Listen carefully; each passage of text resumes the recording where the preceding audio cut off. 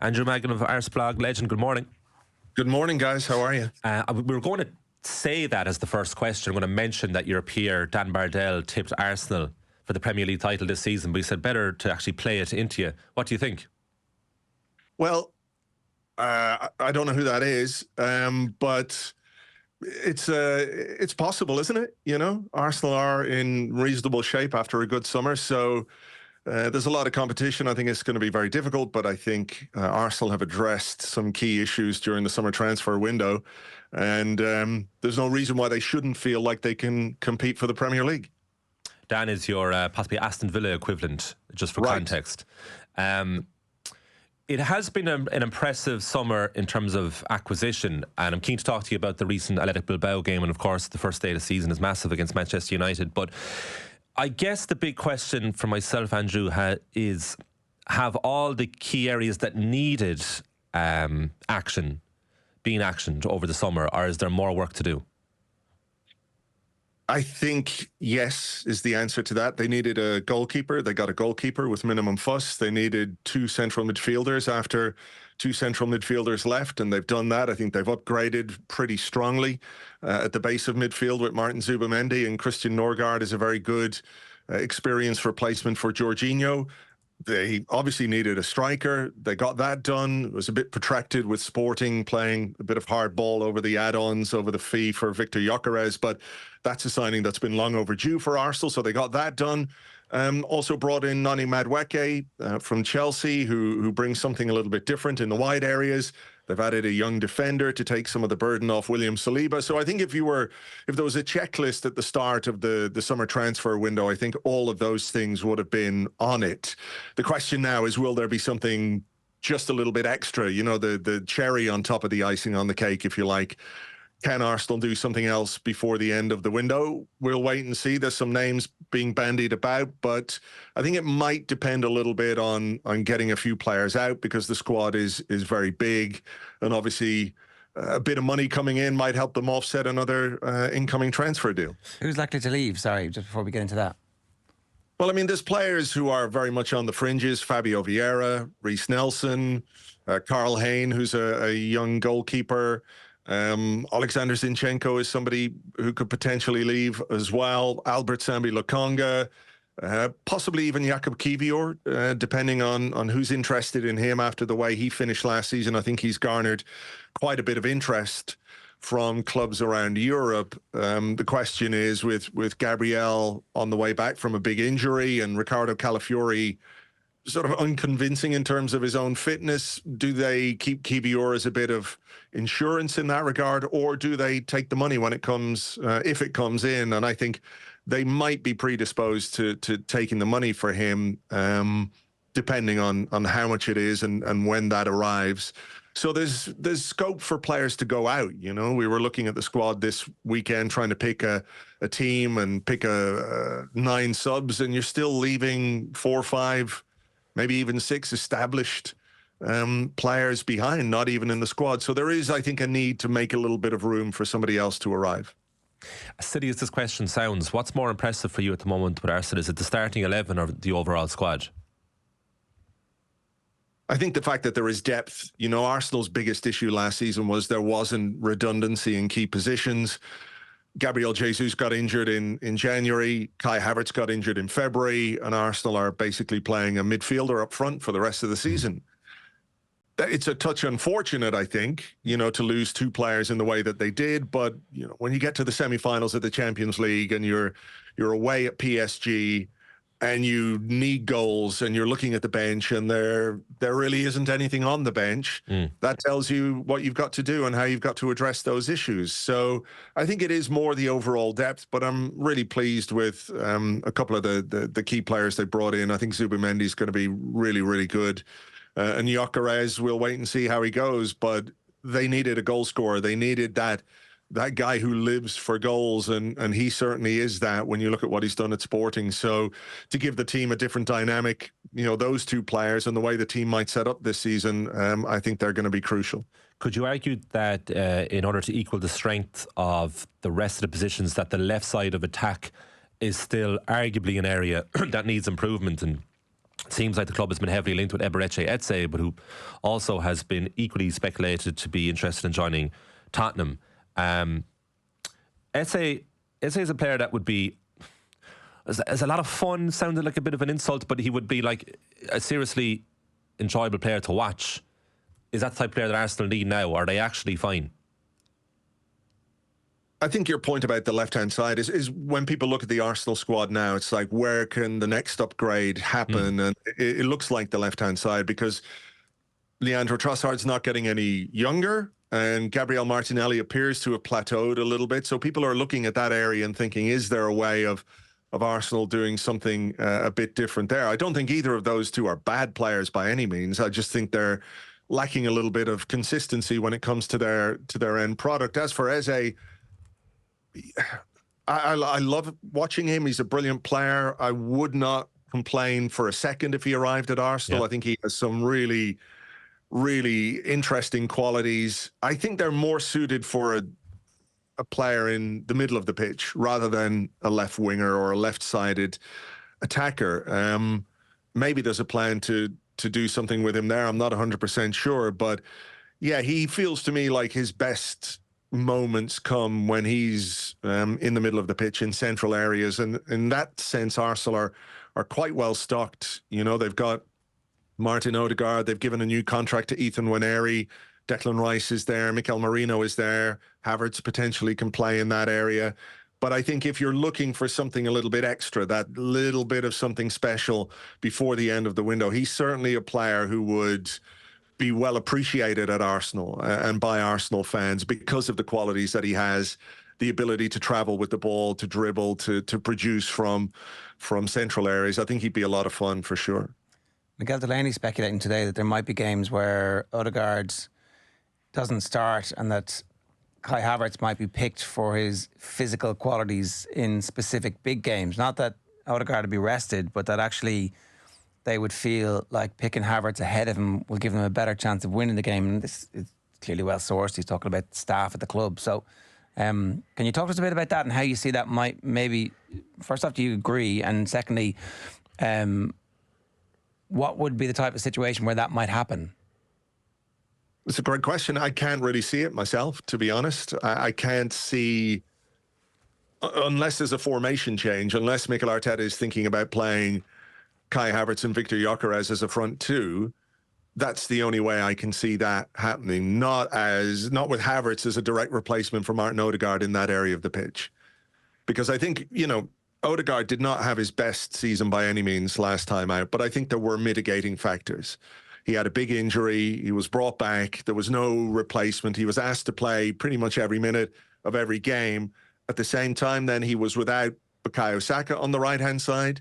He was without Ben White, and that triangle, those three have been really, really brilliant together for Arsenal for a couple of years.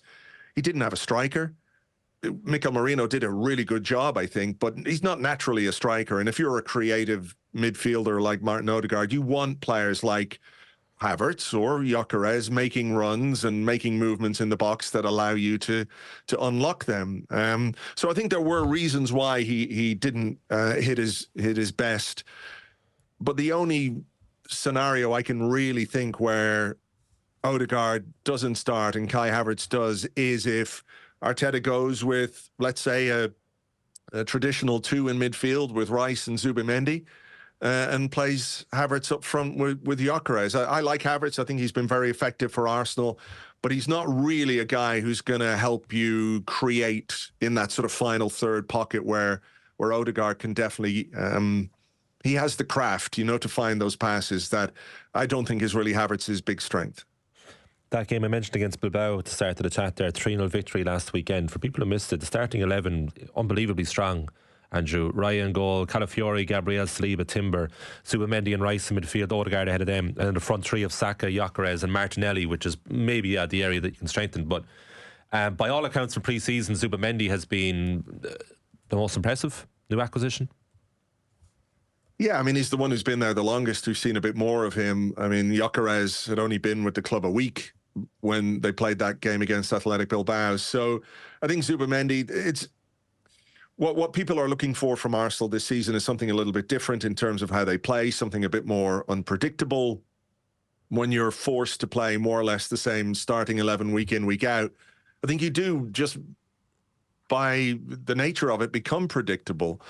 What was interesting about that Bilbao game was Zubimeni was brought in primarily as a deep-lying midfielder in number 6, but he interchanged quite often with Declan Rice.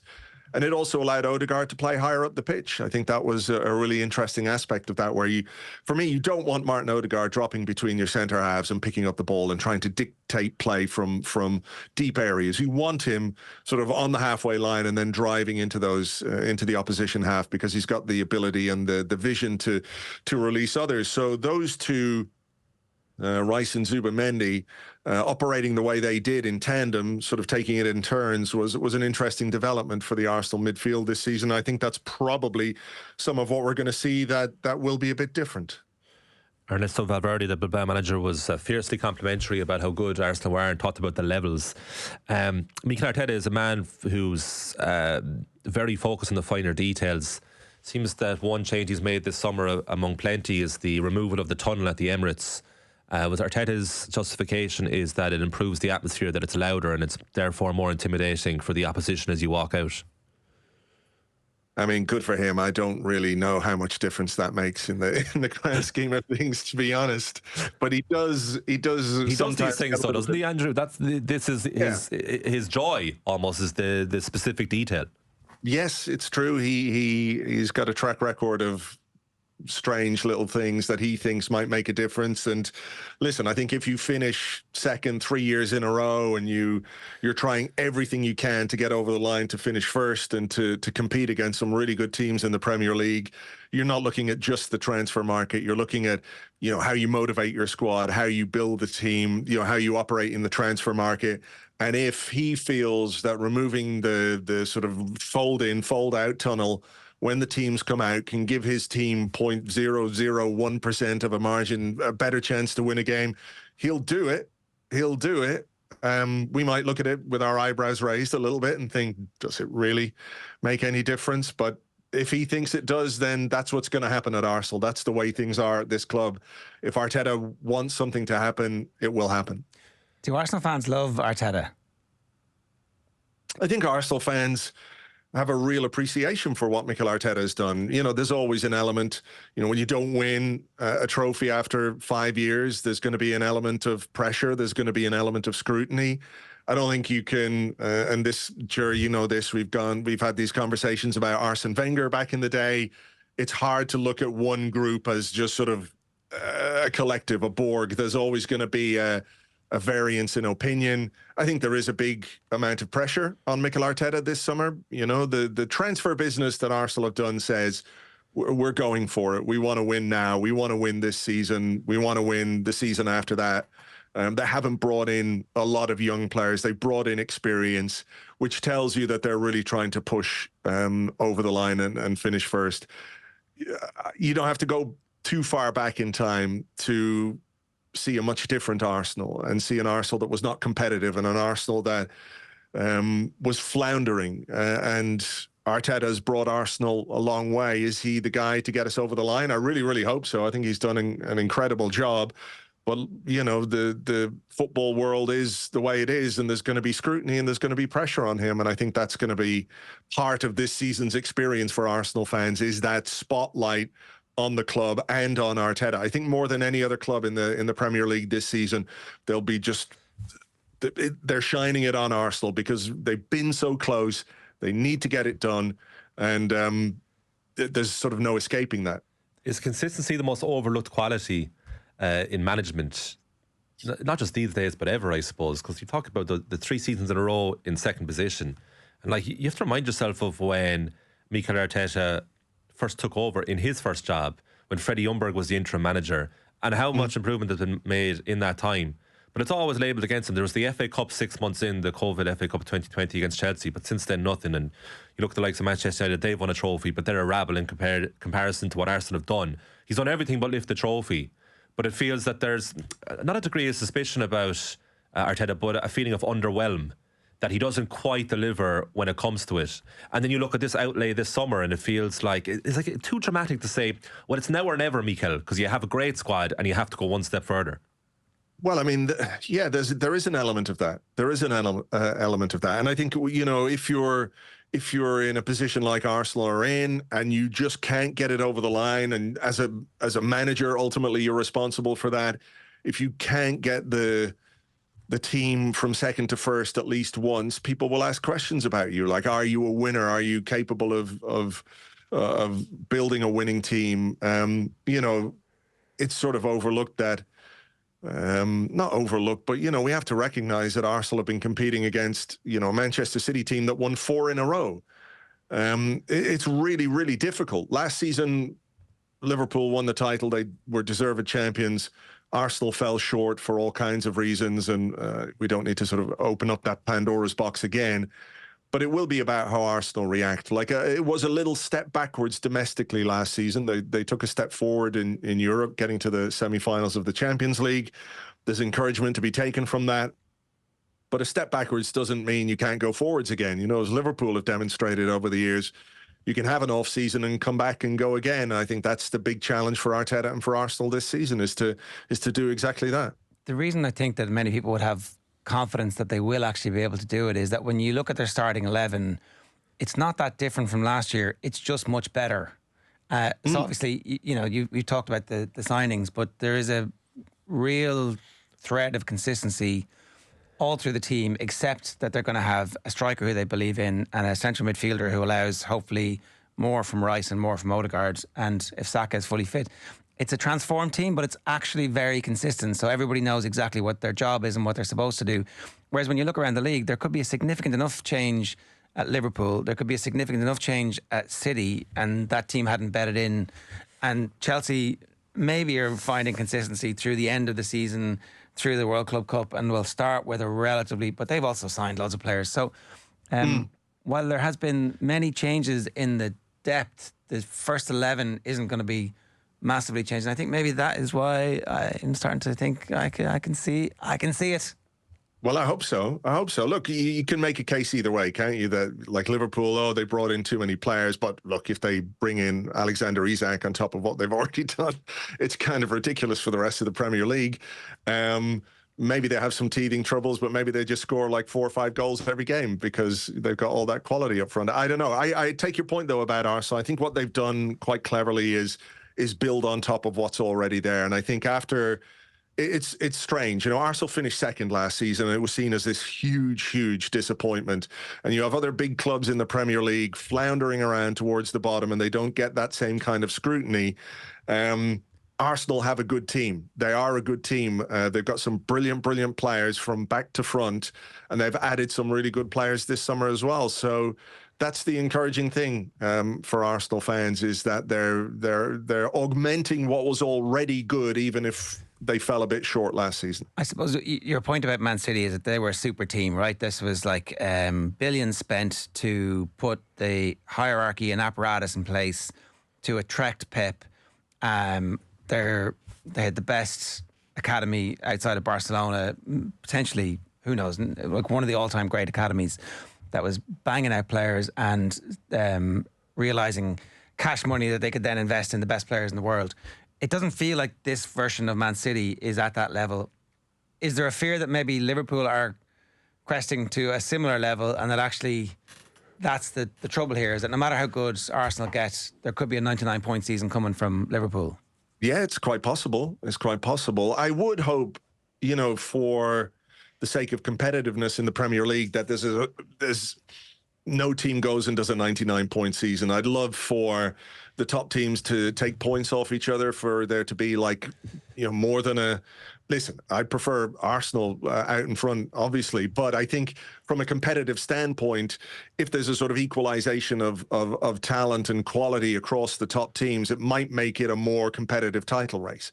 So we don't have a team that, like in March, everyone is going, well, they're going to be the champions, unless they make an absolute mess of it in the final couple of months. So maybe that's what benefits Arsenal. You know, City spent quite a lot in January. They spent quite a bit this summer as well. The question for me about City is, you know, what's Pep's motivation here? He's never had to do a rebuild anywhere. He's never been anywhere long enough where that the cycle of success has finished.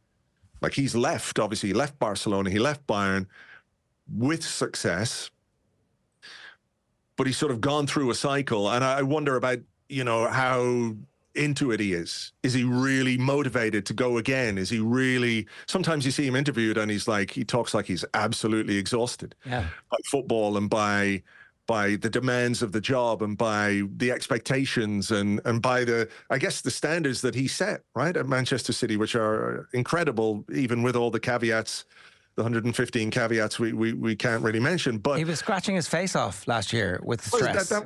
That's exactly it. So maybe he's renewed. Maybe he sees these new players and new faces in the dressing room as something that gives him this motivation to go again. But that's yet to be proven. So I'm curious to see how that goes.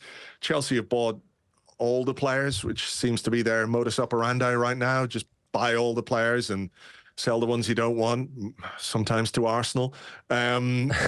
But they're going to be good. I think, Liverpool will be really good.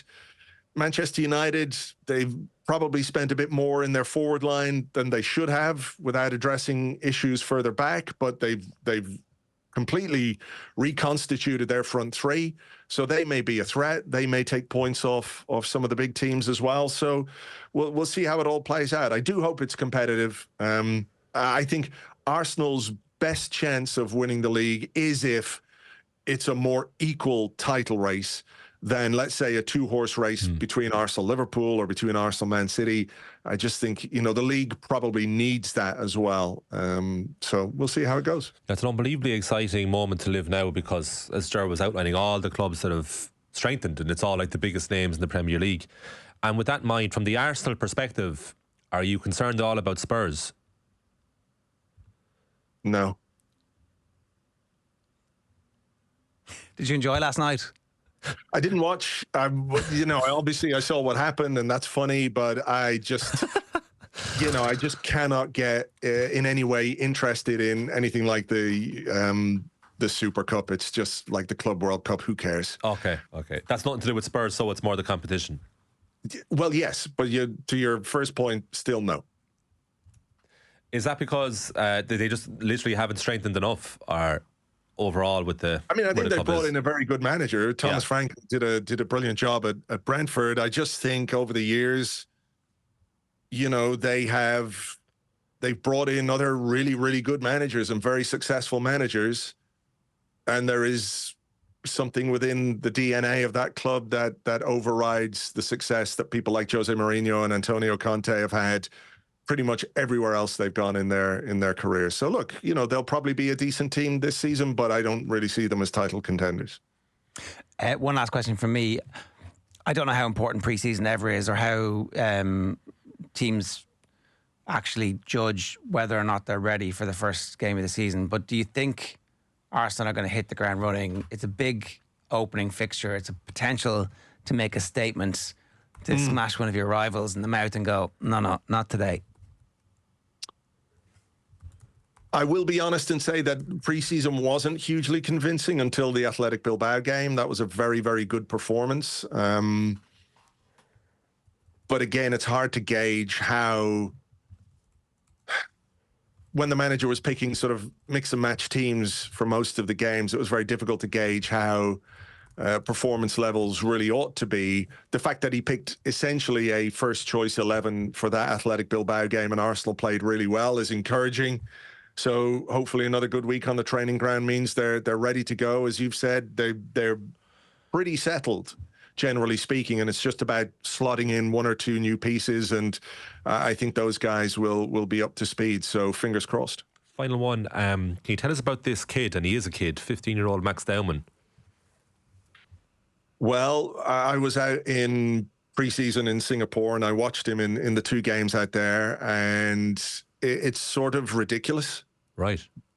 I can't really explain it any other way, to see a 15-year-old come on and do what he did. He brought him on in the Newcastle game, which I thought was very interesting because Newcastle, as we know, are a very physical team. So he brought Max Dowman on, who's not 16 until December, by the way. And the first thing that happened was he got clattered in the face by Joe Linton, which is one of the things that Joe Linton is really, really good at, so fair play. So was it an attempt to physically intimidate a young man, a kid? basically. If it was, it didn't work, because the next time Dowman got the ball, he just sort of took off and ran into the box and beat a couple of players, and it was Joe Linton who fouled him. On the basis of what we've seen from pre-season, if you were picking a squad for Old Trafford on merit, he probably should be in it. Not in the team, but in the squad. That's how good he's been in pre-season for Arsenal. But of course, he is only 15, and you have to have a sort of level of care and responsibility for a guy. But I think he is, if not now, somebody who people will become more familiar with over the course of this season. I think he'll get chances in the EFL Cup games. And I think the talent is such that he will probably be a fixture in the first team squad by the end of the season. Right. No pressure, but you know, it's really hard to find the balance between this kid is 15 and it's too much to ask of a 15-year-old versus what you actually see with your eyes when he's on the pitch playing against grown men. It's kind of crazy. What is so crazy and unbelievable about him? Is there a player he's like, or what does he actually do? I don't want to sort of compare him to anybody, but physically he doesn't look out of place.